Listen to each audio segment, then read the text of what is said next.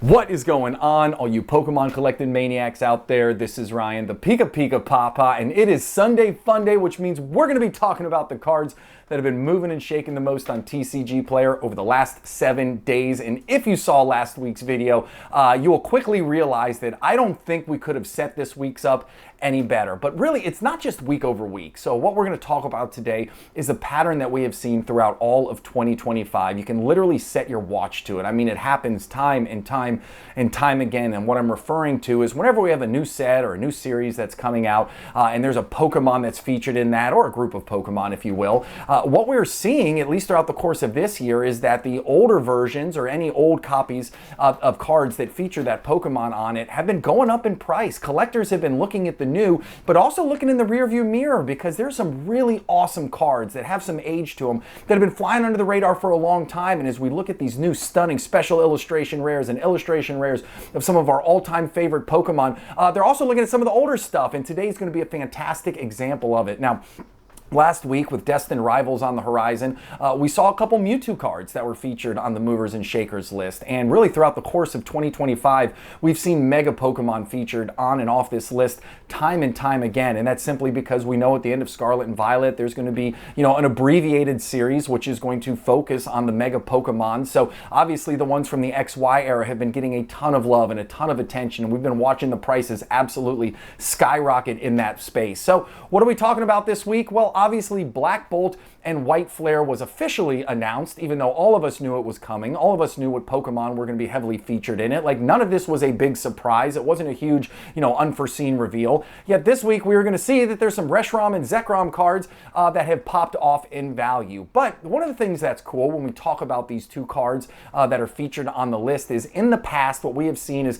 sometimes FOMO has driven people into some cards that might spike in value in the short run. But in the back of my mind, I'm like, okay, those aren't really going to hold on to their value long term. We saw that with a lot of the Team Rocket cards that got hot when everybody realized there was going to be a Team Rocket set that come out. Obviously, the Mewtwo's from last week. Mewtwo's one of the biggest names out there, so I think those cards will be able to hold on to those gains. But as we talk through the cards on this list, not only do I think it's exciting that the hobby is paying attention to them, because most of the cards on this list are from, the Wayback Machine, but I also think what's really exciting is I believe all of these actually have the opportunity to hold on to the gains. So before we talk about the exact cards that are on the list provided by TCGPlayer, I got to give my selfish plug and said, if you're into this, if you're having fun, if you enjoy the content, we do this every Sunday, and we do a ton more throughout the week. So hit that subscribe button or give us a thumbs up. Those two small things go a long way in helping my small channel out, and I really appreciate it. So as you might have guessed, we're going to kick down the door and start this week off with a Reshiram card from the Black and White base set. And again, just look at the 3-month pattern on this thing. This was chilling, not even moving, not even slightly up, slightly down. Like, this was a $45 card stuck like Chuck for, obviously for quite a while. And then all of a sudden it starts to get some momentum, right? We know that the set's coming out, people start to pile in, and then you can see that really accelerated upward in the right momentum there towards the end of the week, where we obviously had that announcement that came out. So this card, again, it went from $45 to $80 in a very short period of time. It's up 84%. And like I said earlier, I think this card has the opportunity to hold on to its value over the long run. Matter of fact, I think as a sub $100 card, it might still be a little bit undervalued as we get closer to the launch, the official real launch date, Black Bolt and White Flare. I think we could see this card go through another bit of a spike as people start to pile in on it. And don't let the white fool you. Like, I know on the picture, it's really hard to understand how cool this card is, but it is really, really awesome. So it's not a washed out card by any means. The artwork is stunning. Obviously, big name Pokemon, and the hobby's flooding into it right now with it up 84% in a very short amount of time. So super cool card. Love to see it on the list. Now, the next one is the Zekrom card right here, again from the Black and White base set. And again, you see that it was just kind of plugging along as a $35 card. Now, I do want to call out, this is the lightly played graph right here. Matter of fact, I couldn't find a near mint graph on TCGPlayer, which was very odd.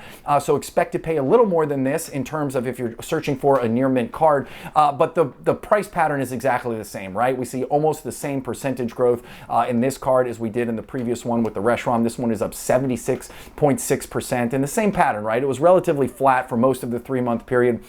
and then it shot up in price. And the same takeaway in terms of the artwork. Like, don't think that this is just like a matte black card that doesn't absolutely pop. This card is fantastic. It's stunning. Lots to love about this. And the fact that we are going to see even more, I think there's just going to be a whole lot of momentum, and I think there's going to be a whole lot of excitement around this set. I mean, you can't really compare the two, but I'm going to do it anyways because I can. But think about the end of the Sword and Shield era, right? We had Crown Zenith, and Crown Zenith was such a fun set to open. It felt like every single pack or box or whatever you opened was just filled with all kinds of hits. And think about the number of illustration rares that are going to be in these two sets that are coming out. There's going to be a ton of them. So I think this is going to follow the same path as Crown Zenith. It might not have some of the big names like Crown Zenith did. I mean, Crown Zenith was kind of a who's who of the Pokemon world, but I do think that this is going to be a ton of fun to open, and I think we're going to see some awesome cards in it as well, which in the long run is going to feed very well into the opportunity for some of these older cards. Now, it's not just about the older cards. We got one of the brand new cards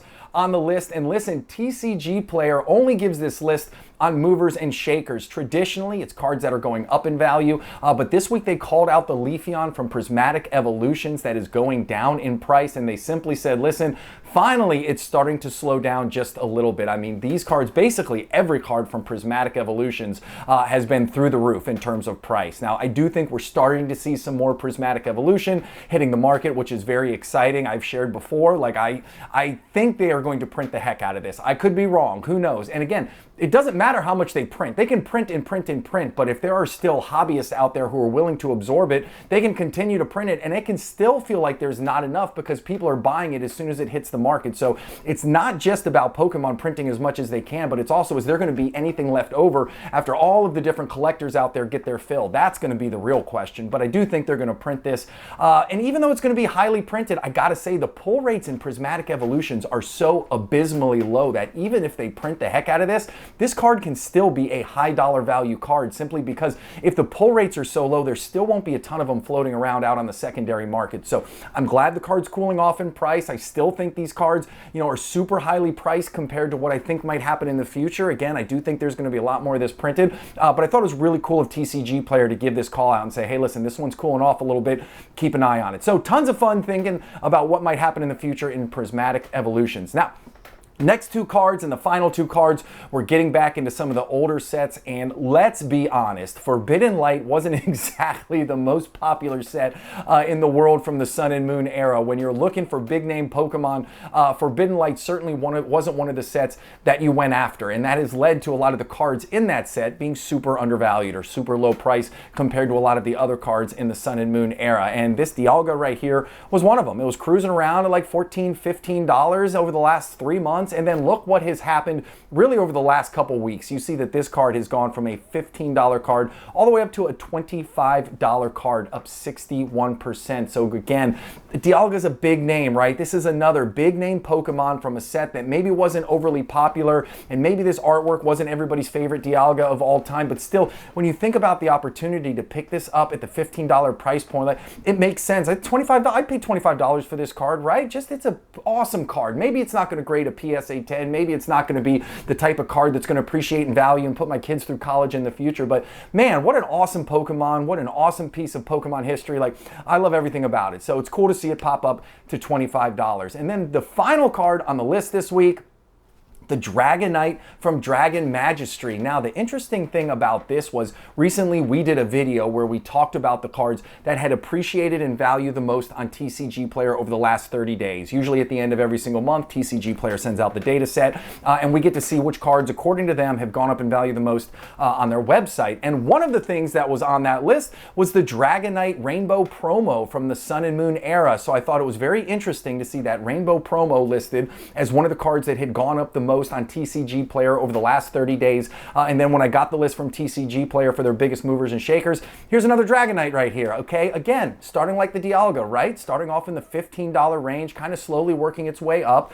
It's up 32%, which is nothing to shake a fist at over the course of 3 months. It might feel a little bit lower since every other card that we were looking at was up 80%, 76%, 70%, right? But I promise you, 32% is a huge jump over the last month. And again, Dragon Majesty was a specialty set, awesome cards in there, some awesome artwork, and it's really cool to see this card coming in at $20. And again, $20, I still think that's an absolute steal. So that's it. Those are the 5 cards that TCGPlayer specifically called out as moving and shaking the most on their website. I love the fact that 4 of them are from the old school days, and I love the fact that the one ultra modern they're calling out because it's coming down a little bit in price. Maybe we're going to get lucky. Maybe they're going to print the heck out of Prismatic Evolutions like we all hope, and we'll all be able to get our hands on these for some somewhat approachable prices. I'm not sure it'll ever get down to MSRP on the secondary market, but I would certainly be happy with some much more approachable prices. So, as I always say at the end, I hope you had a ton of fun. I hope you enjoy the rest of your Sunday. If you enjoyed this and you want to see more, hit that subscribe button or give us a thumbs up. But most importantly, have an epic rest of your day. I appreciate you so much for watching. I'll talk to you soon. See you later, everybody. Bye.